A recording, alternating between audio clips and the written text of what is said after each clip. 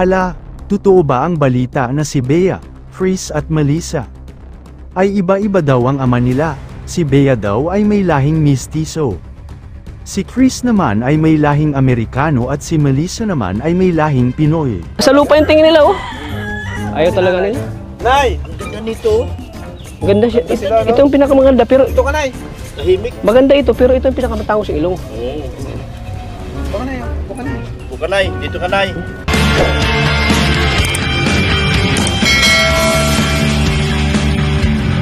Alam mo na kung ano ang salitang pagtulong. Ito'y ginagawa, hindi salitang pinapagulong na sinasa isip mo, pero di sinasa puso. Ang pagtulong sa kapwa, dapat ito'y isa puso. Iwasan mong mapanghusga, mapagmaliit sa iyong kapwa, na dapat ginagawa mo, di lang puro salita.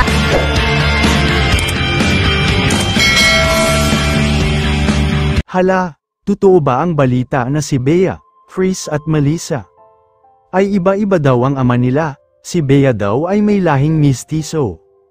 Si Chris naman ay may lahing Amerikano at si Melissa naman ay may lahing Pinoy. Isang palaisipan at katanungan na hanggang ngayon ay hindi pa nasasagot ng pamilya ng magkakapatid na ito. Kaya napaka-importante talaga na magpapakita na dapat ang tatay ng Tres Marias para walang panghuhusga ang galing sa mga viewers at supporters na nakabantay at nakasubaybay sa kwento ng kanilang buhay. Bakit nga ba ninyo ito nasasabi, mga kababayan? Ito ay ang gagawa natin ng reaction, mga kalingap. Pero bago yan, ay isang mapagpalang araw, mga kalingap, lalo na sa ating ama na si Kuya Val Santos Matubang, Ate Edna Vlogs at Kalingap Rob, at sanay i-like nyo po sana ang video na ito. At please patapusin nyo muna at panoorin ang kabuuhan ng video na ito hanggang dulo para inyong malalaman ang nilalaman nito. Maraming salamat po, maraming na naman ang napapansin sa mga viewers ng tatlong Tres Marias. Ito kaya ay matatawag nating isang revelasyon at katotohanan na pwede nating paniwalaan. At nasa inyo na rin kung ito ba ay pwedeng mangyayari. Kaya napa-importante talaga na magkomento kayo sa gagawin nating reaction video na ito. Na ang topic ay ang iba't iba daw ang ama ng Tres Marias. Disclaimer lang po, ito ay base lang din sa nakapansin at hindi po natin ito mapipilit kung ito man ay paniniwalaan ng iba. Yes, mga kalingap, may ipapanood akong video na ito ay basehan doon sa nagsasabi na sila ay may mga iba't ibang ang lahi. Mismo sa video kasi na ito ang isang pwedeng magiging batayan para maniwala tayo na ito ay totoo. At ito yun, kababayan. Elias. Ilyas man yan! Di ka man si Ilyas! Uy!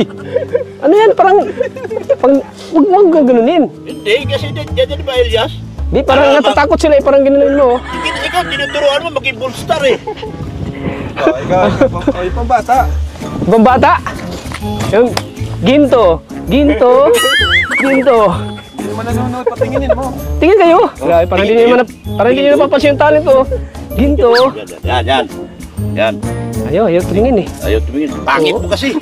Ayaw ka tignan. Nasa lupa yung tingin nila, oh. Ayaw talaga nila. Nay, ang ganda nito. Maganda siya.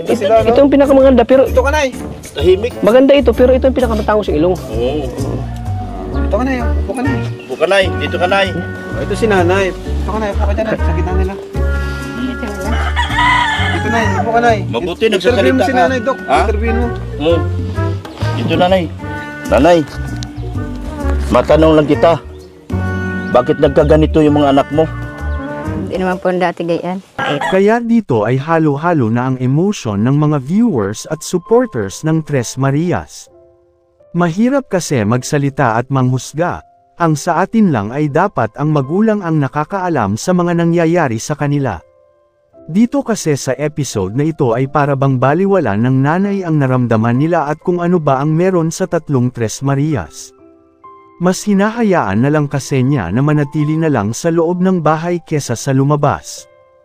At napag-alaman pa natin na sila pala ay sa kabilang ibayo o bundok nakatira. Kaya siguro ganito na lamang ang nagiging reaksyon niya kahit na nabubuli na ang mga anak niya. Kaya dito ay pinayuhan na nga siya ni Dr. Love. At ano na kaya ang mangyayari dito sa next episode? Mai-apply kaya ni nanay ang mga payo ng Kalingap team sa kanila? Lalo na dito kay Dr. Lab, kayo mga kalingap. Sana magbigay kayo ng inyong komento, reaction at suhestyon at opinyon. Para malaman namin ang inyong saloobin at damdamin. Para may parating natin sa Kalingap Team, at magawa ng aksyon ang ganitong sitwasyon.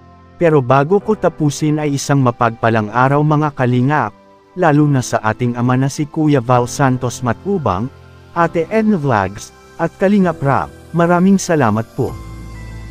Mas pangit ako pag walang shades. Kailangan, di. Ganito tuturuan ko kayo ng tamang ano talaga. Yan, turuan mo. Kapag may kausap kayong tao, umarap kayo. Yun. Titigan nyo. Gwapo baga si Kalingap Rap. Titigan nyo.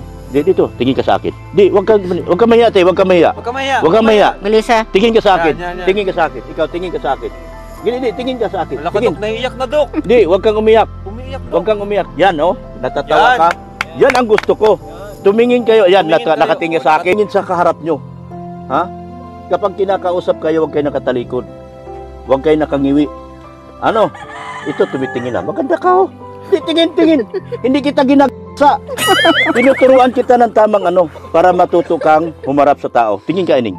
Titig ka sa akin. Titigan mo ako. Tingnan mo yung salamin ko. Nakikita mo yung salamin ko? Nandyan yung mukha mo. Tingin na.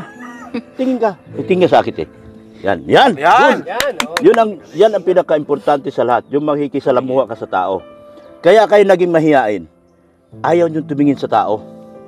Hanggat ganyan kayo, magiging ganyan lang kayo pambuhay. Hindi nyo malalaman yung mga nangyayari sa paligid nyo. Tama. Oh, harap kayo sa tao. Ti, harap ka sa akin. Yan. Harap ka, Tin. Ti, tingin ka sa akin. Harap. Tingin dito, sa salamin ko. Salamin. Hindi ako nangangain ng tao. Yan. Harap, ito. Yan. Harap kayo. Para dahan-dahan yung baguhin yung inyong pag-uugali na hindi kayo humaharap sa tao. Galing talaga nito. Ha? Baguhin nyo. Marami akong baser. Oh, yung mga baser ko maawa na rin sa akin ngayon dahil pinaharap ko kayo sa akin. Harap kayo. Yan. Motivational speaker. Simula ngayon, matuto na kayo dahan-dahan humarap sa tao. Yan. Hindi yung kinakausap kayo nakalingon, ganyan. Heads up. Oh. Yan ang umpisa ng inyong pagiging Huwag palagi na kayo ko. Oh. Huwag kayo na kayo ko. Ang dami kong luha inubos sa inyo, baka hindi nyo alam. Dahil naawa ako sa inyo. Ha? Gayahin nyo ako, taga-bundok din, pero makapalang mukha. Dito ka, harap ka. Yan, harap ka, te. Harap. Yan, tingin. Ito, okay to, oh.